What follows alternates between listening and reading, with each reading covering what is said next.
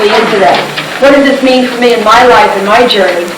What does it mean for the journey of humanity on this planet? And we perhaps understand it in that way also. It's always best to start with the personal, however, so we will begin there, but if anybody feels moved to branch out, that's fine. Now, there's a certain structure I want to follow. And it's basically certain themes that I extracted for the purposes of writing my own ritual piece around this. You're working with the themes and the archetypes and things like that. And I framed the piece within the idea of the circle and the light, which I would hope you could see the resonance between what is typically thought of as the chalice and the blade, right, which was a famous book that's come out over the last 100 years. And I was trying to take it to another level where we move the chalice out of the chalice, but into the whole idea of the circle, which the cup is one manifestation of. So that the first theme was the light as the blade, certain resonance with the blade, but somehow more infusing than that, somehow happening at another level, which is the usual associations that we might have with the story. But yet with the same cup, we're using greater power to penetrate and infuse. All right, so that's why I moved it out of the chalice and put it in the circle of the light. And I framed it within that. So that's the first theme would be just about the circle. We're going to go into each of these. And the next theme out of that I followed had to do with the journey, which will ultimately and inevitably, and has already many times, I'm sure, brought us into the wasteland. And once we're in that wasteland, we say to ourselves, what is this place? How did I get here? Why does this always happen to me? What do I do to get out of here? What next? Who can help me? What's going to fix this thing? What happens? We start asking questions. And we know that a major issue in the myth is this: what is the right question? So that a question like, why does this always happen to me, may in fact not be the right question. It's a question, but it's probably not the right question.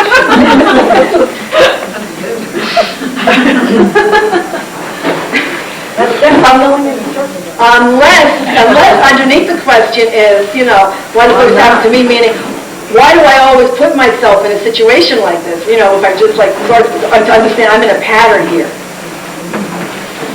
Why does it always happen to me means something's happening? Why do I always get myself into this? Might be a better question. The right one's going in another direction. So it's not just any old question, it's the right question. But once you're in the wasteland, that's the first response. It's like, what's going on here? So it brings you to the questions, which hopefully can bring you to the right question. And out of that question will come the quest. Interesting. Question and quest. Quest is different from a journey. Everybody's on a journey. You leave your mother's womb and boom, there you go, you're on the journey. You're out of the circle and you're on the journey. Doesn't matter where you go, you're still on a journey. And it's only through coming into the wasteland, ultimately, that unfortunately, perhaps there's a real mystical meaning to it through suffering, through an entrance into powers or the worlds or both, or how both are connected, whatever, that will bring us to the question. So ultimately it's on the quest, which is journey with purpose, journey with meaning, call, journey that has focus. And if we are lucky, we're good. You decide if you need to have sex or not. But you could get to the light.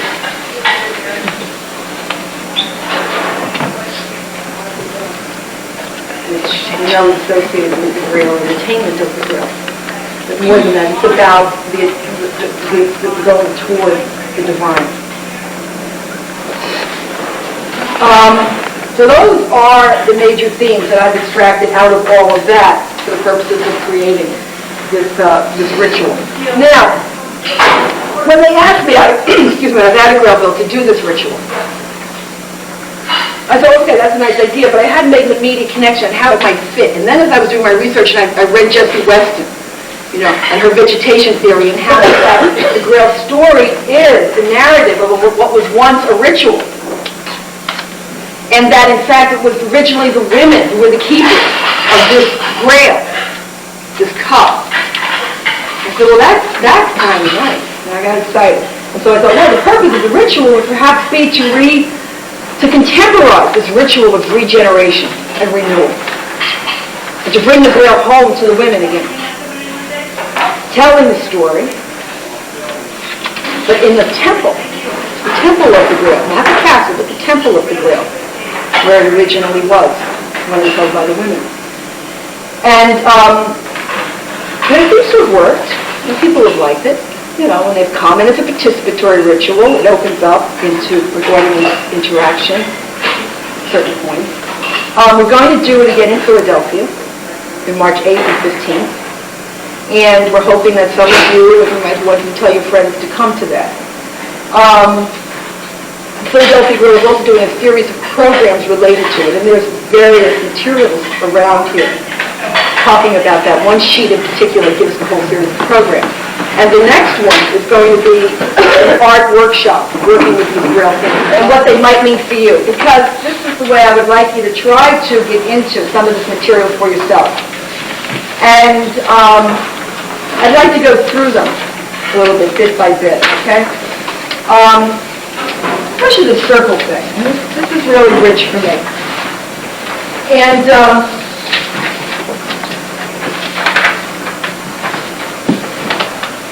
okay. The first thing about the circle is that it is the basic form of life. All of life exists in the form of a spiral. That's the basic unit of life. Whether it's the genetic code or a galaxy,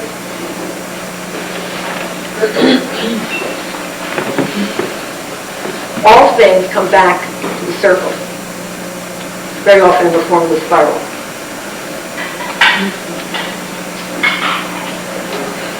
It was one of the earliest representations that we find, whether in stone or in cave walls, that the early people felt compelled to do these circles.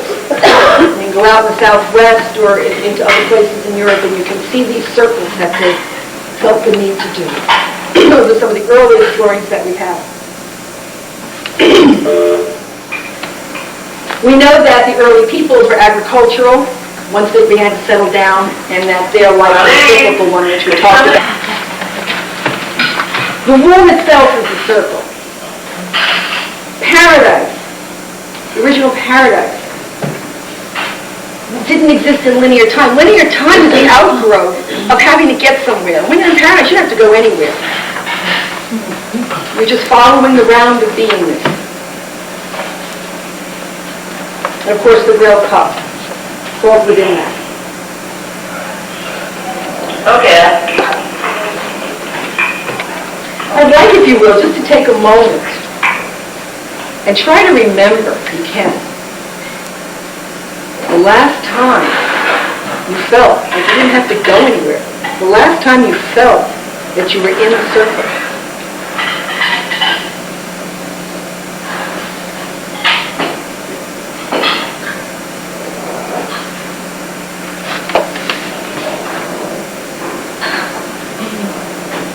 Does anybody have a memory of that?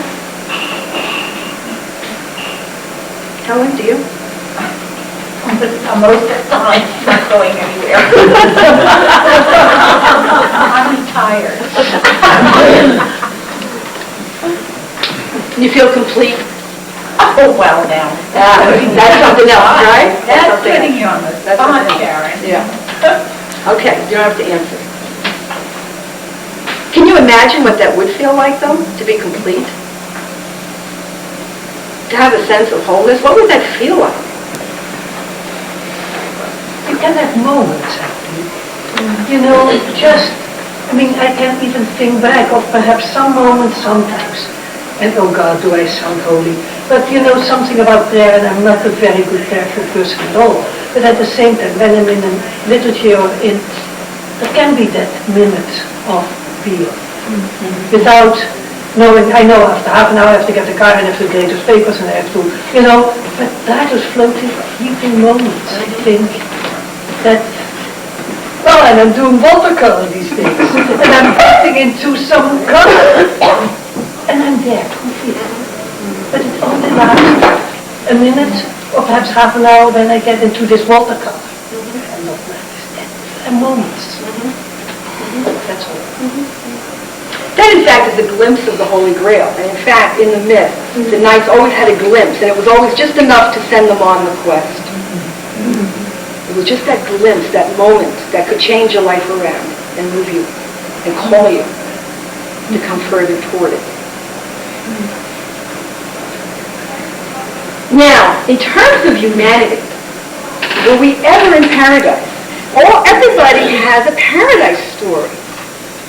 Everybody's got a paradise story. Why? What is that? Is it just the longing to return to the womb? Could be that. Somehow we have an unconscious memory of what that was and long to return to it. Is that it? Or is it, in fact, a collective memory of an actual time in history when, in fact, there was a paradise, when, in fact, there was completion and wholeness within community? Do we, as a race, have that memory and are, in fact, longing to return to that? It seems, and archaeologists are unearthing evidence to indicate that in old Europe, that is, around Romania, Hungary, those places around there in Eastern Europe, there seemed to be indication that there was a period of 4,000 years. 4,000 years, that's about the time since Egypt to here. 4,000 years when there was no war. They're making up for it.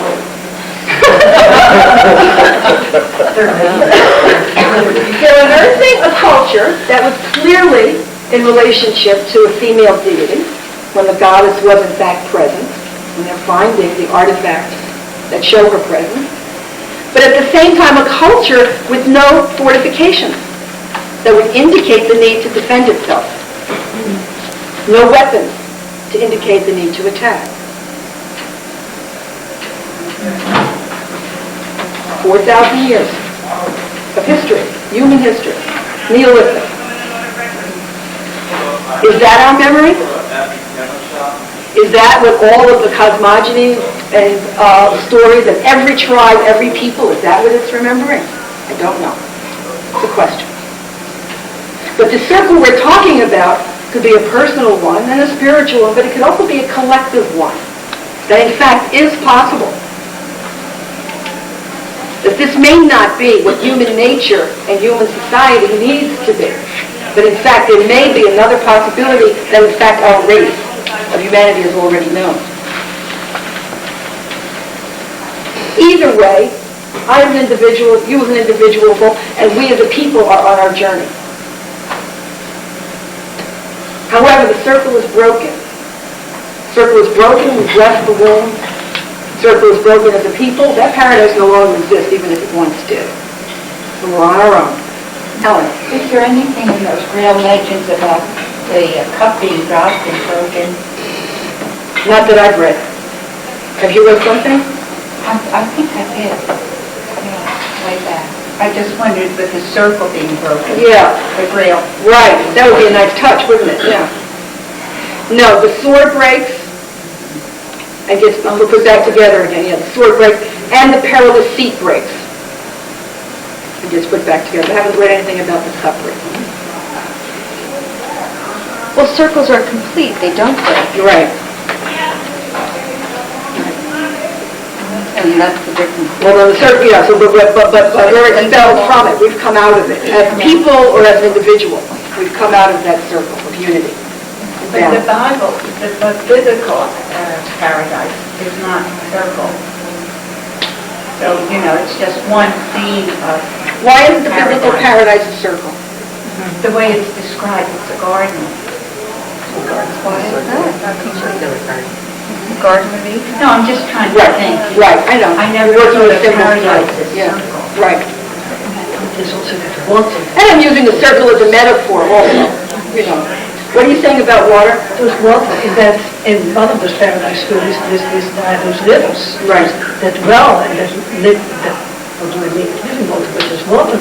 Right. There's then where the tigers is coming in, there's a certain moment that has a name, but there are those 4 rivers. Right. And that is the story that we are not taught in second grade, right? We get only the garden and the apple. Right. But we don't get the story of the water and the well. Never thought of that, and why not? Right. The water streaming through the garden. Yeah. In the Yeah. Bible. Yeah. The water comes back to us in a circle. Right.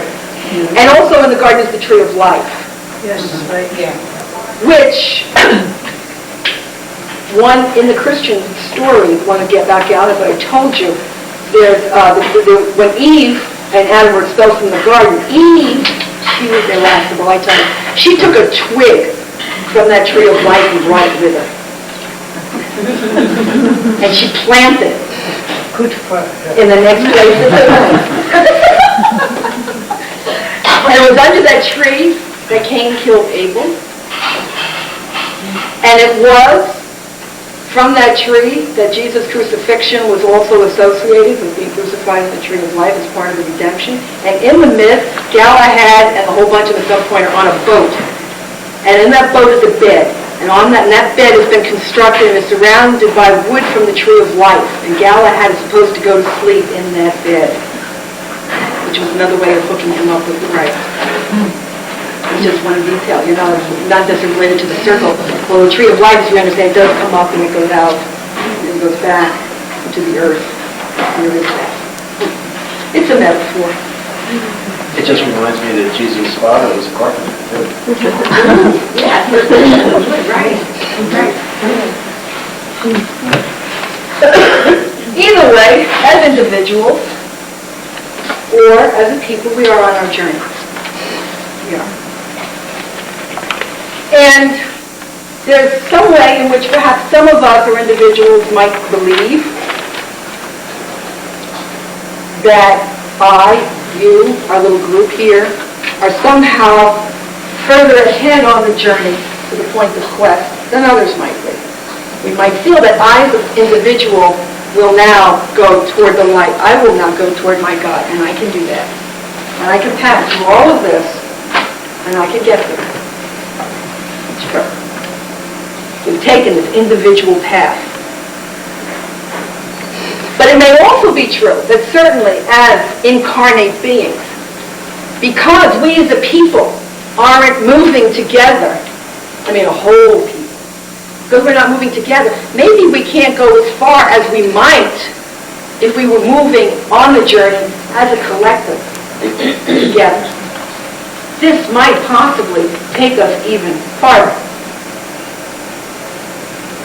There was a certain value in the introduction of the individual and the individualism that came into Europe at a certain point in the Middle Ages. But it has taken us in a certain direction of individuality, which has also helped us to lose our sense of the tribal and the sense of the people. And this is me speaking personally. I've often had the feeling that somehow I could go further if I was moving with more than myself. If I were living in another social realm that in fact supported the spirit, that in fact, as we know in certain societies, that we might call undeveloped, but in fact are still rooted in a sense of collectivity, and that in fact are far more connected to the presence of spirit in everyday life than we are. So there's something about the journey. We want to affirm the individual journey, but not to lose sight of that we as a people are on a journey. And in fact, if we don't get it straight, this here wasteland is going to be the end of it all. We know that we are at a point in time in human history that we are in grave danger. That what's happening to the planet, first of all, in terms of the pollution and all that is happening, with what we are doing with the land, with the goddess, with the land, all of that, we could extinguish ourselves. The earth would go on. We, the people, may not. So on a personal journey, on a collective journey into the wasteland and through it.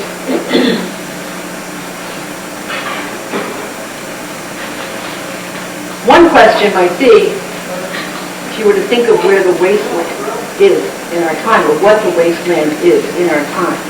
I know there's the personal one, and that is personal. I'm sure you might not want to just jump up and say, well, I'm in the wasteland now because, at a personal level.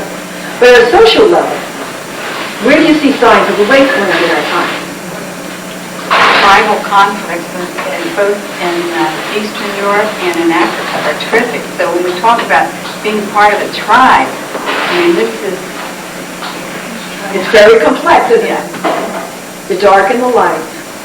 Homelessness in the United States is always the dark and the light. The tribal without calling our tribe people and everyone else pagans or savages. Right, so what is this about which tribe is which? And perhaps we're all one tribe. That was possible. And then I thought, I was thinking about the homeless. I'm here in this place. We came to this place very intentionally to do the program here because of to support the project here. And I was feeling like, man, this is a great place. Here we are in the midst of what might be perceived as a wasteland.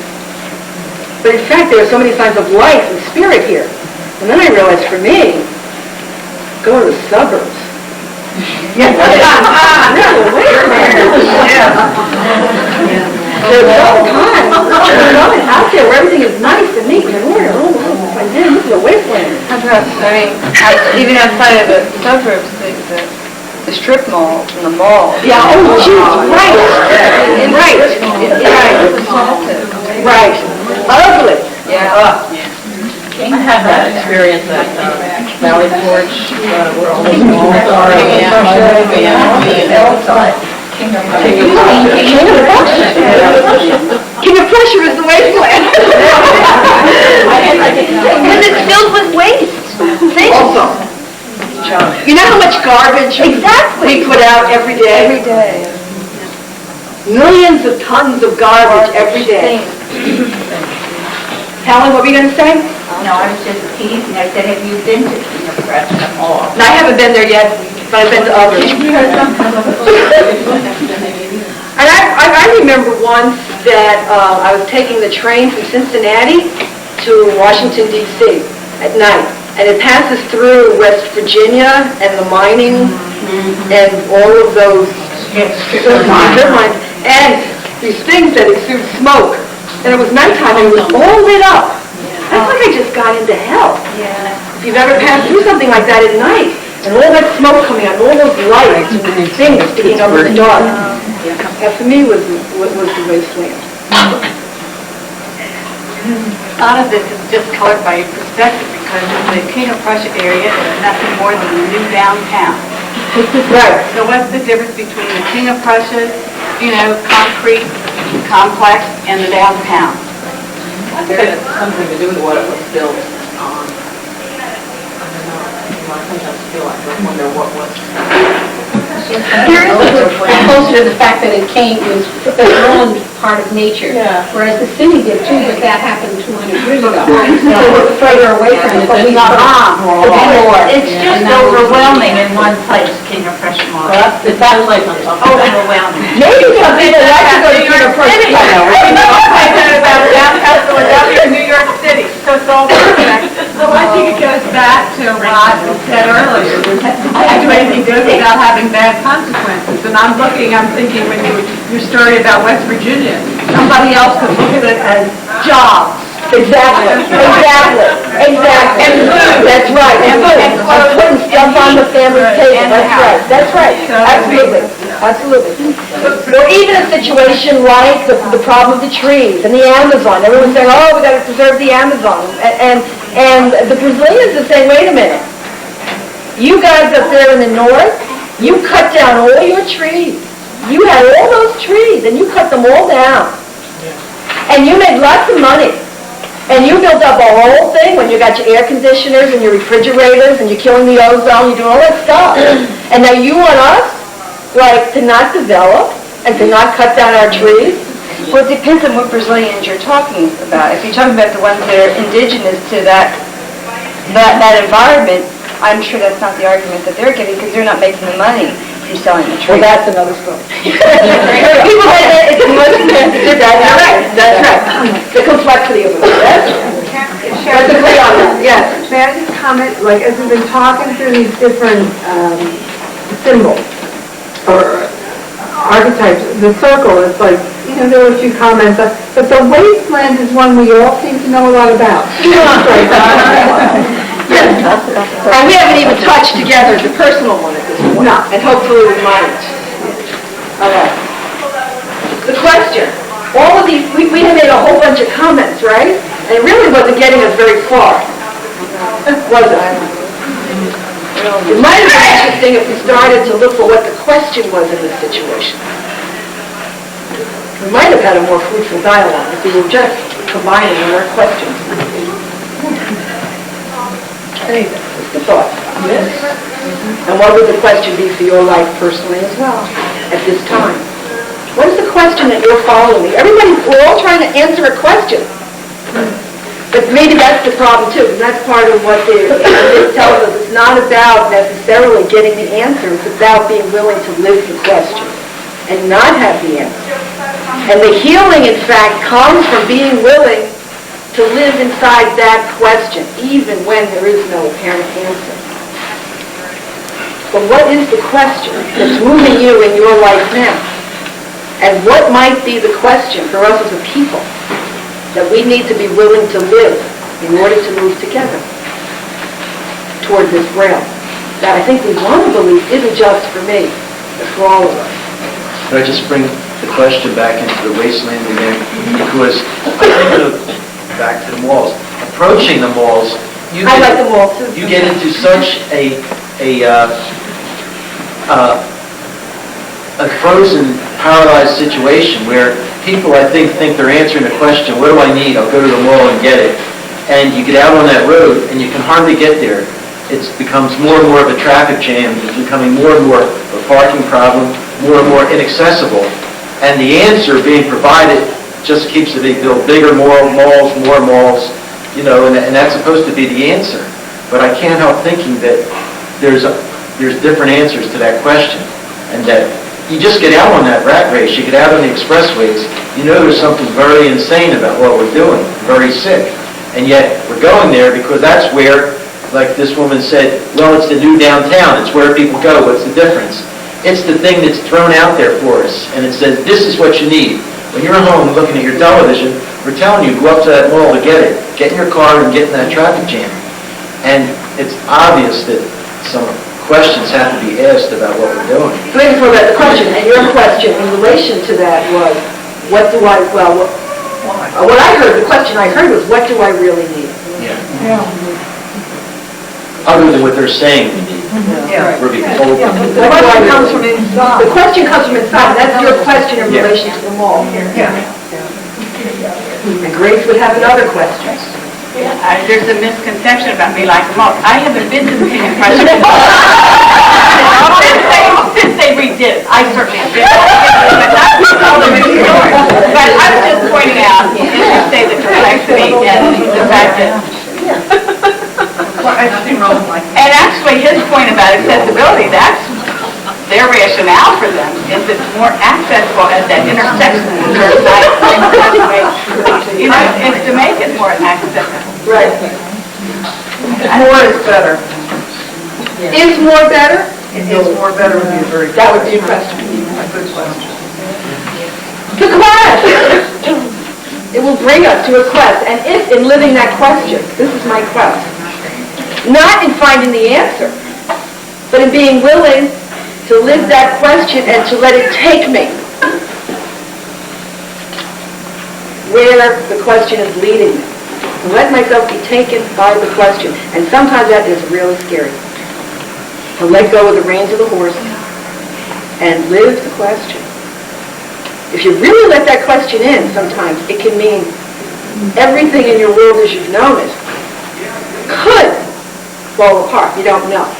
That's the other part. You get so scared of the question that you want to suppress it because you're afraid what the implication is. You don't even know because you haven't even lived the question yet. And when you start to erase the question, it's not just one question, it begins to affect your whole life, every aspect of it. One question only brings you to the next question. Exactly, and there's so the answer. But it's so contradictory to Western way of thinking because we're supposed to have the answers. That's what our schools are all about, having the answers. We don't go to school to question anything. So it's very hard to even reach that point where it's okay to ask the questions. Never mind live with ambiguity without having, and without the unknowingness. It's an exact dichotomy of what we're all about. And it's so hard to live it. That's what makes it so difficult. It's scary. No, it's like you say, the answer, it's there, it's right there, tomorrow's going to come. I know it. Something's going to come in the mail, I'm going to meet somebody on the street. The next book I buy. It's a whole library, whole bookshelf full of books. It's there, I just haven't found it. April? What's your name? I can't see your name now. Valentine? Valentine. Valentine. When she mentioned answer, I remember my dad used to tell my two brothers and I that the answer lies within the question. And I always like that centering and deep meditation, and you will get an answer. Right. Do the question. And April, I wanted to say something very like that. Just this conversation brings to my mind a memory of the first 2 to 3 weeks I was ever at Grailville in my whole life in 1969 for a semester Grailville program. And we were setting up the learning groups we were going to have, and we had to have, like, I want to learn about da-da-da. It had to be in the form of a question. Yeah. It was required that all the students put whatever their learning objective was in the form of a question. And I can remember yesterday Janet Calvin saying, you never know if you found out unless you have a good question. You have to have a good question. And I've always remembered that, but I never understood it quite till this conversation, new understanding of it. But you want to know something that makes me think that maybe Jeopardy is like the ultimate. They call it Jeopardy. What's Jeopardy about that show? And they all have putting it in the form of a question. Your answer is in the form of a question. It was just like a strange question. We're sitting here talking about Jeopardy. Yeah, we were just talking. Yeah, we were just talking about Tiffany. But Jeopardy may be the answer. We should be watching Jeopardy. Why is it called Jeopardy? So many things use a name like that for that show. Isn't that fascinating? That's true. All of this, we have faith, love, compassion, and are willing to let go, might bring us into the light. And what would the light be for you? What's your light? That's a question. What's your light? Maybe it's there already. Maybe it's in your life already and you're living in it. And somehow, whatever that light is for you is really talking about what your Holy Grail is. And then another question. What would it be like if this was a world of light? What would it take to have that happen? And what would it look like? We as the people, in fact, could fulfill what's supposed to be the gospel promise. The gospel promise was there would be the new creation. And that would be, at the social level, the coming of the Holy Grail amongst all of us. I would like, if you can, and I hate this, when someone asks me to do this, I'm going to ask you to do it. We got some art materials over there. We got some crayons and pencils and paper. If you could take maybe 15 minutes and get into any one of these or all of these, whatever field, wherever the energy is strongest for you, and somehow make a representation of it, either through drawing, abstract, realistic, whatever information you have, or through words. However, but somehow just to focus your attention on where the energy is greatest for you in these things, personally. And that might be related to your own search, or this collective journey, whichever, however you want to go with it. But where is the point of energy for you in relation to what we've been talking about for the last half hour?